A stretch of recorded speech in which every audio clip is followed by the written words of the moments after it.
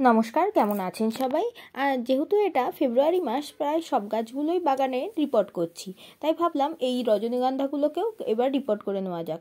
আমার এই পুরোনো গাছগুলোর পাতাগুলোকে কেটে নিয়ে ভালো করে টব থেকে বার করে নিয়ে আস্তে আস্তে এর বাল্বগুলোকে মাটিটার থেকে আলাদা করে নিচ্ছি। আমি এই দুটো টবের থেকেই এই রজনীগন্ধার বাল্বগুলোকে বার করে নিয়ে আমি 2 দিন ছাওয়া জায়গায় রেখে দেব, তারপরে এটাকে রিপোর্ট করব। আমি আগে থেকেই মাটিটাকে রেডি করে নিয়েছি। মাটিতে একটু কিচেন কম্পোস্ট, একটু গোবর সার, একটু হাড় গুঁড়ো দিয়ে মাটিটা রেডি করেছি।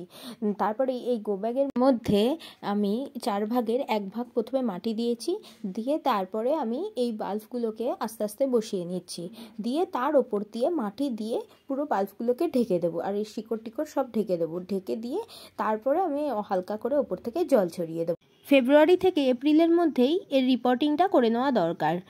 রজনীগন্ধা গাছটি এমন জায়গায় রাখতে হবে যেখানে দিনে 4 থেকে 5 ঘন্টা যাতে রোদ্দুর পায়, আর রজনীগন্ধা গাছে সপ্তাহে 3 বার জল দিলেই যথেষ্ট। রিপোর্টিং করার প্রায় 3 মাসের মধ্যেই গাছে ফুল ফুটতে শুরু করে দেয়।